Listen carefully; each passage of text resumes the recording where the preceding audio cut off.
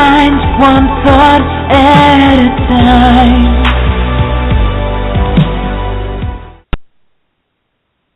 Greetings, everyone, and welcome to the Changing Minds Online Sunday Night Call. How are you doing today, Jessica? I'm doing awesome. Thank you, Akina. How are you doing? I am great. I am so energized and excited about tonight's call. We are going to be speaking to a wonderful woman. She is the author of 90 Days of Prayer, and she is going to tell us about how she is healing herself from autoimmune disease with through a natural approach. So without further ado, we will talk to Rochelle Khanna, LCSW. How are you doing today, Rochelle? I'm great. Thank you so much for having me. Oh, it's our pleasure. So tell us about how you decided to treat your autoimmune disease health from a holistic standpoint. So March 3rd of 2014, I went to the gym. I used to lift weights. I used to be very active. I used to do CrossFit. I went to the gym, and I came home that day, and I had a complete and total physical breakdown. I started having severe muscle spasms. Over the course of 3 weeks, I lost my vision and my hearing. I was in and out of the emergency room several times. I was also having hallucinations. I was having symptoms that were similar to meningitis. I couldn't walk. I thought that I was dying, and no one could find what was wrong with me. And over the course of the next few months, it was discovered that I had Lyme disease, which is a systemic infection that I think is becoming a bit more popular in the news because some celebrities have gotten it and have spoken out about it. I know Avril Lavigne, most recently, the pop singer, she was just recently diagnosed and spoke about it. So I had not even heard of Lyme disease before this happened. And so I have been on a journey over the past little over a year, to learn about systemic infections and to heal the symptoms that started to come about from my infection, which were autoimmune symptoms. Now, autoimmune, a lot of people don't understand exactly what autoimmune diseases are, and simply that's just like an umbrella term for when our body's immune system it kind of goes haywire. So it doesn't know how to recognize what's good and what's bad in your body. So things like infections or trauma can trigger the immune system to work overtime and sometimes do things that it doesn't naturally do, like attack organs. So I've learned a lot about autoimmune diseases over the past year, and I would say I'm about 80% recovered. I'm still in treatment. But my book, 30 Days of Prayer, is about my setting prayer as the foundation of my healing. So I thought that I was dying. So I reached out to my church to help me die. I guess die the best way that I possibly could. And what I thought was kind of praying through this experience until I left this world.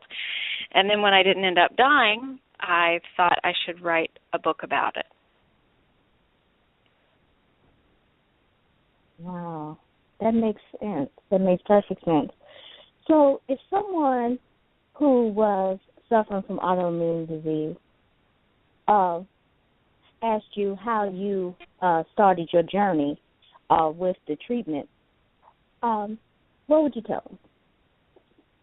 Well, in my case, and this isn't necessarily true for all people who discover they have autoimmune diseases, but a lot of people I have talked to have had this experience. They go to the doctor and no one knows what's wrong. Testing is limited. and sometimes the doctors don't know which tests to run.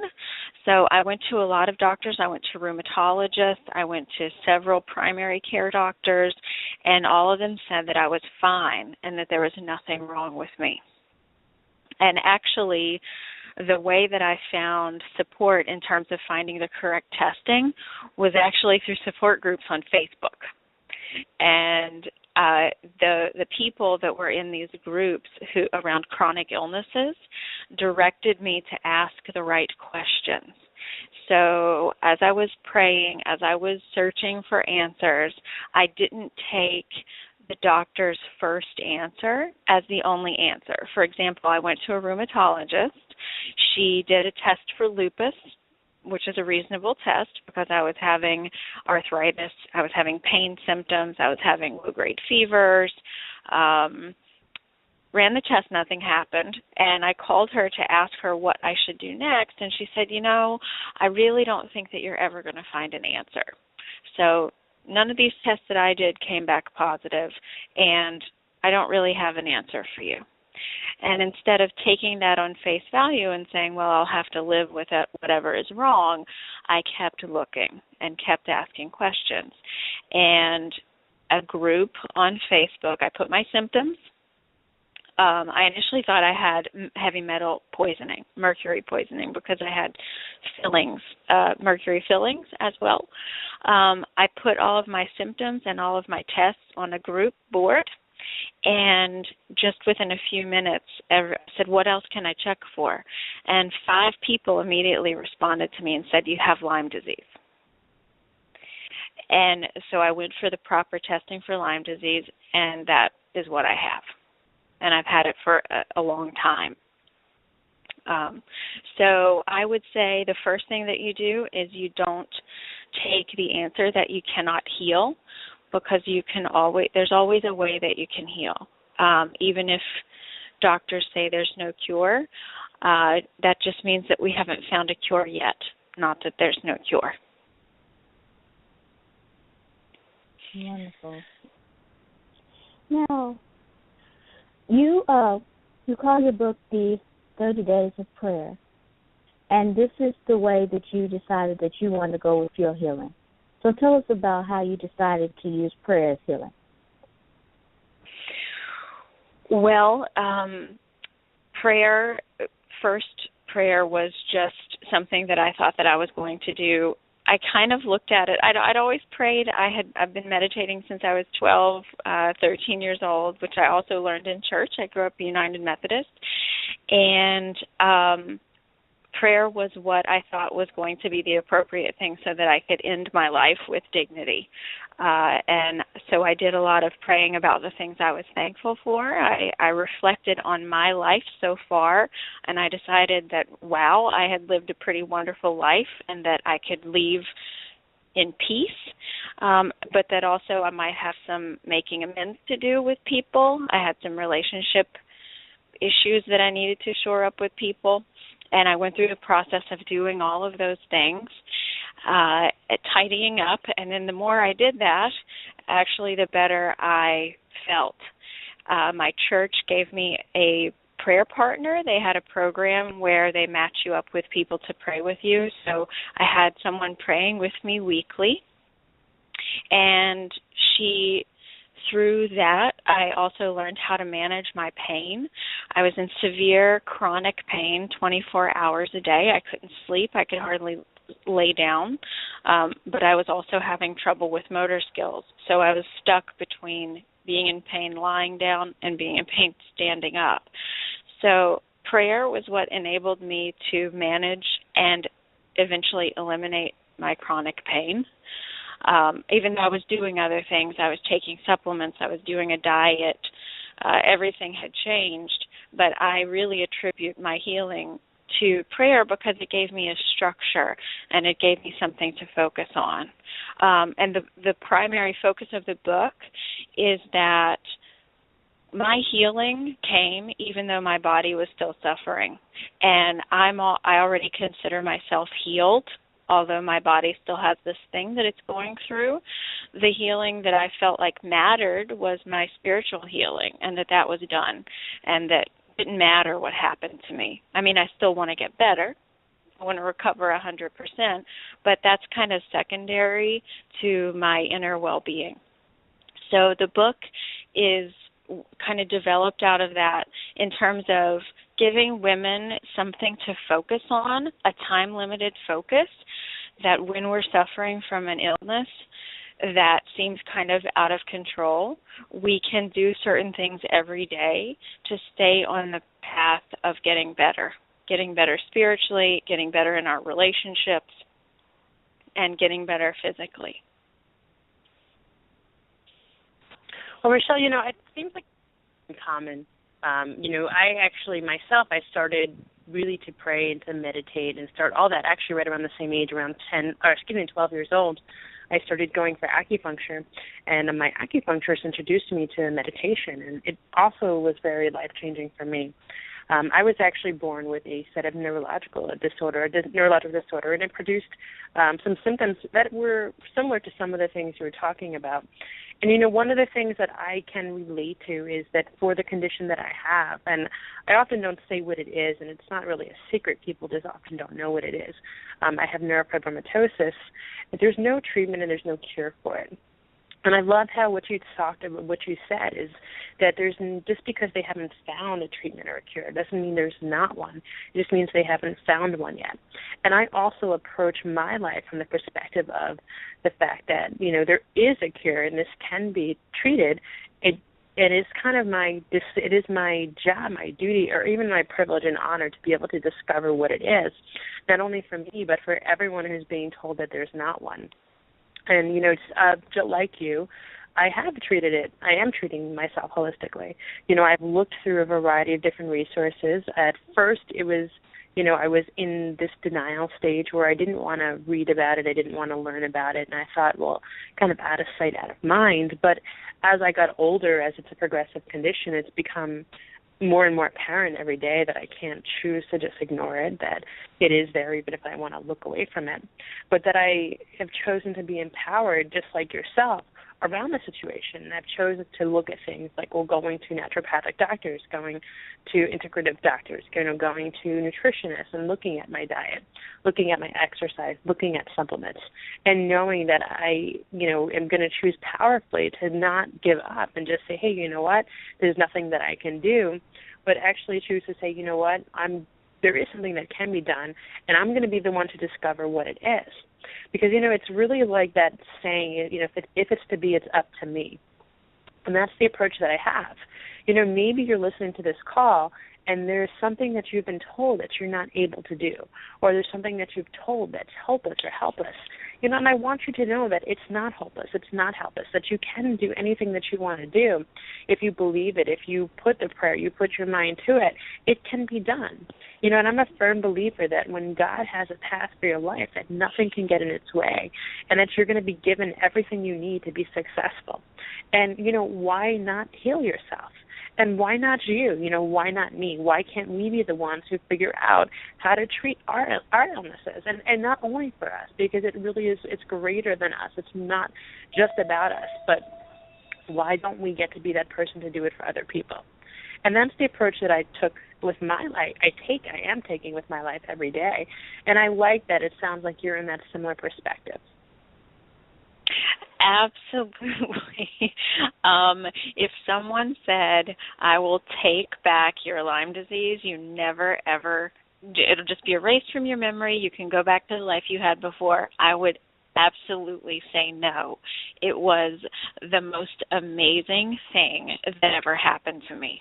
It made me wake up. I mean, I was trying to wake up before. I was meditating for years. I was trying to do the right thing, but my illness was an absolute gift in my life, and I would not trade it for anything. I mean, I don't like pain, and I don't like feeling terrible, and there are some days where I'm like, wow, am I ever going to get my old body back? But all that is completely secondary to the meaning that it put in my life and the importance of how empowered. I mean, I thought I was confident before I became sick, and I didn't even know the meaning of confidence. I mean, I feel like I can do anything now, and that we're only limited by the things that we kind of make up in our own mind. So yes to everything that you just said.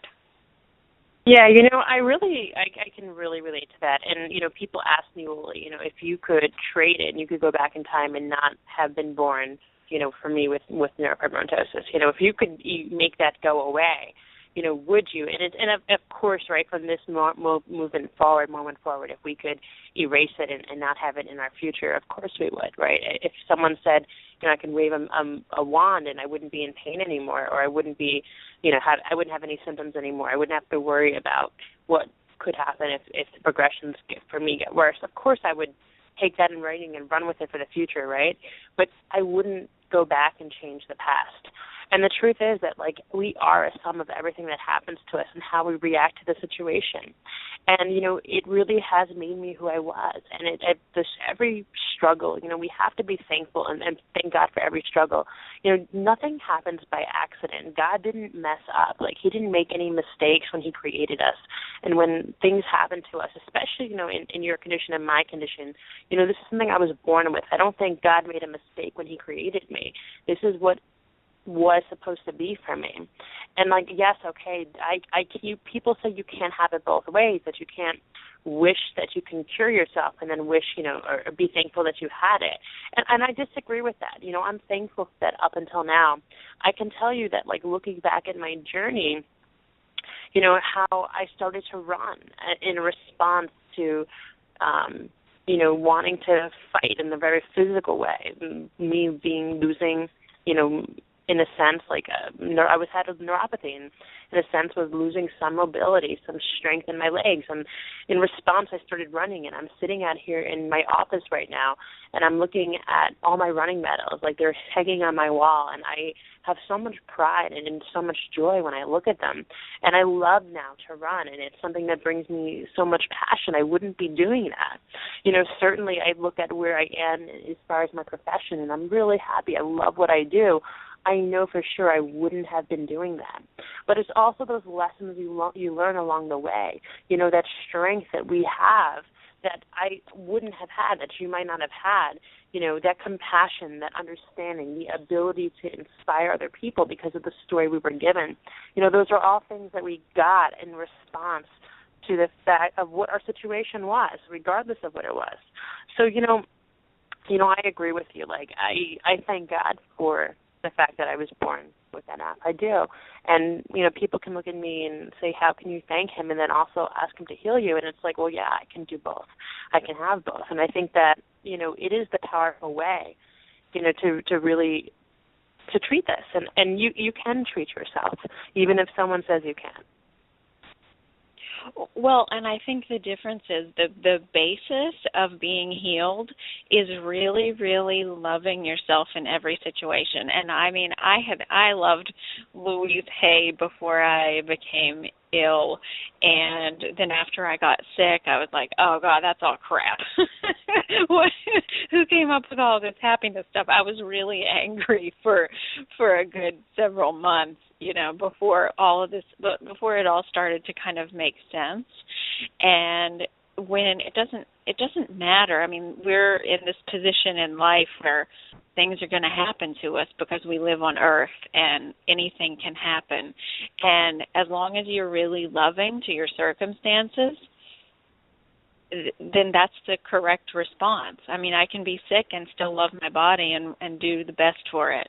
And that's all that I think that's all that we're expected to do. Because if we love ourselves that much, then everything else kind of falls into place. And so there were two other things that I wanted to say. And one was I was really fascinated by research around the immune system that I started to look at when I started to write the book. And there's research about loneliness and weakened immune system. And when I grew up in a small town where I had a very close support system, I had plenty of people loving me and around me, and I moved to New York City, and I have lived here for several years, but for many years I felt very, very alone and isolated. And what we know about the research of loneliness and the immune system is that the immune system, when we are lonely, it starts to respond as if we are to be afraid and that we are supposed to be attacking something. And that is exactly what happens in autoimmune diseases. The immune system freaks out and starts attacking things that it has no business attacking. And I just find it pretty fascinating that in the United States, where loneliness is increasing, also our autoimmune diseases are increasing. So the other reason why I wrote the book was to bring women together in communities where they could focus around reading something that was inspiring and supporting each other. So working on our emotional life and especially our connections with other people when we're talking about our neurological symptom, which is our connection to moving, it's our connection to the world, I think is so critical and just a reflection of what's happening in our bodies.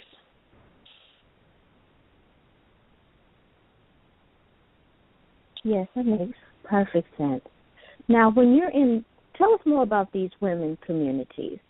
We would love to be able to let our listeners know how they could join one of your communities. Well, I actually, again, this is a project that's just getting started, but I actually just had a connection with a woman earlier today who is wants to start a support group in her church for women with chronic illnesses. And this is exactly the reason that I wrote the book. I've ran groups professionally as a psychotherapist for about 10 years. I love group work. I think women do really well in groups, and we need that.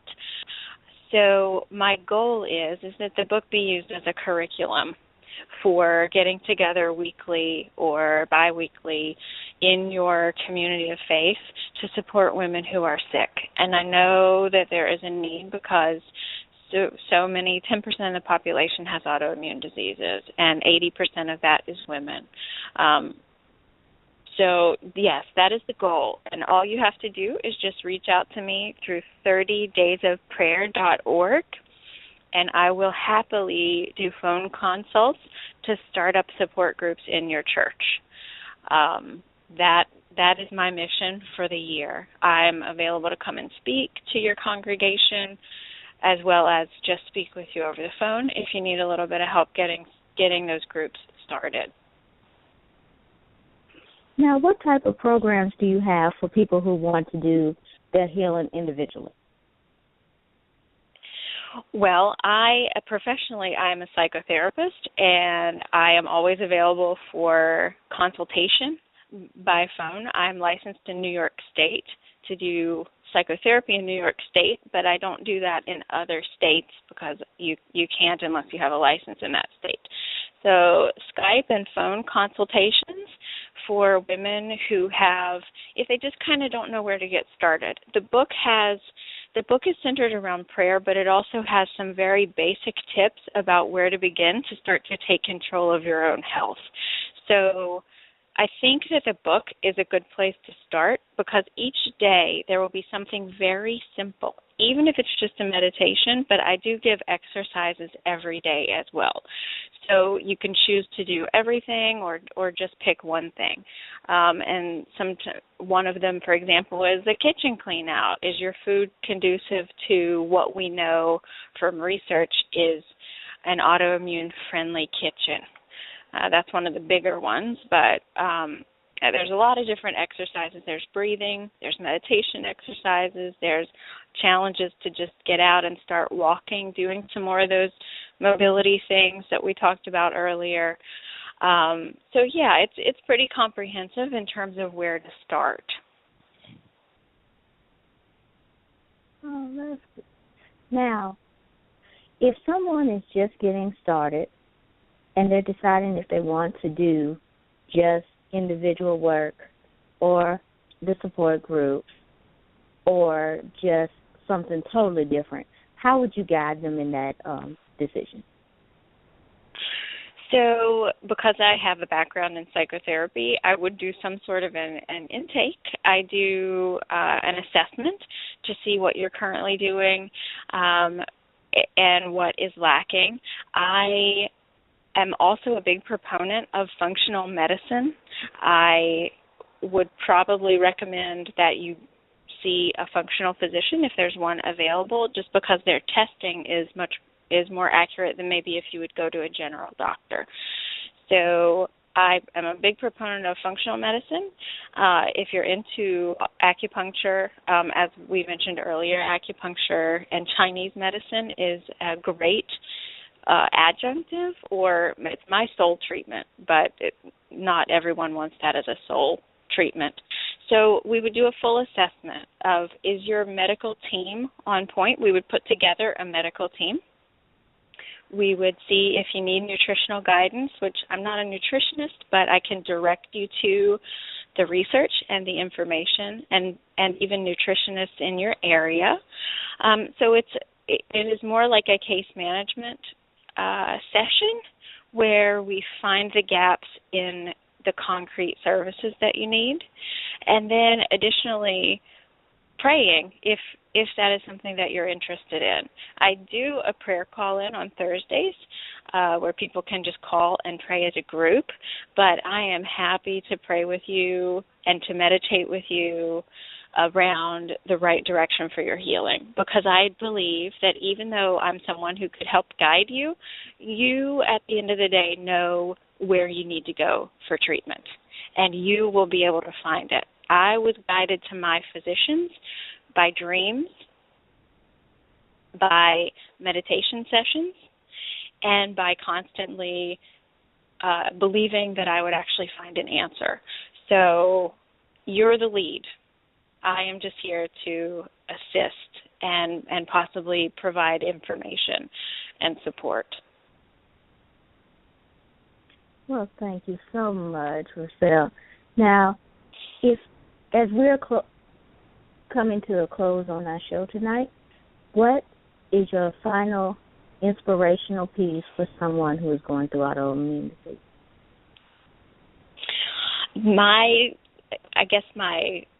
The biggest thing that I want to say to women that have autoimmune disease or any sort of chronic illness is that when you work on your confidence and when you look inside, you will find the answer to your healing. And sometimes your physical healing doesn't come right away, but you will have access to a healing that transcends physical illness. And that is what I'm here to share with people, is that's what I got. I got the confidence that nothing can bother me, not even a failing body. And all of our bodies will fail. So you're much bigger than your body. We love our bodies. We want to take care of it. But there's a lot more happening there that we can learn from these bodies that we're in. And I just thank you so much for inviting me on the show. And I'm super excited to connect with women in a really meaningful way and to help you heal. Wonderful. Now, if someone wanted to get in contact with you, please give us your contact information. Yes, you can go to 30daysofprayer.org. That's 30daysofprayer.org. You can also find me on Twitter at Simply Rochelle. You can also find me on Facebook at 30 Days of Prayer, Healing Autoimmunity for Women. And I can't wait to connect with you. Wonderful. If something that Rochelle said tonight really touched you, you can find this podcast on changingmindsonline.com. You can also find us on iTunes, Podomatic, Stitcher, TuneIn, and SoundCloud. Jessica, do you have any parting words for our guest tonight? I just want to thank you, Rochelle, for coming on the show and sharing your story so generously. I know it always takes courage. Myself, I can kind of be in integrity and say I know what it's like to have to share your story. And I just want to thank you for sharing with us. And, for everyone who called on tonight, thank you for calling in. We love you, and we couldn't do this without your support. So God bless. Make it a really powerful week. And I'm excited to be on our Thursday Night Empowering Women series at the same time, 9 p.m. Eastern Standard Time on Thursday. Have a great night, everybody. Good night, everyone. Good night.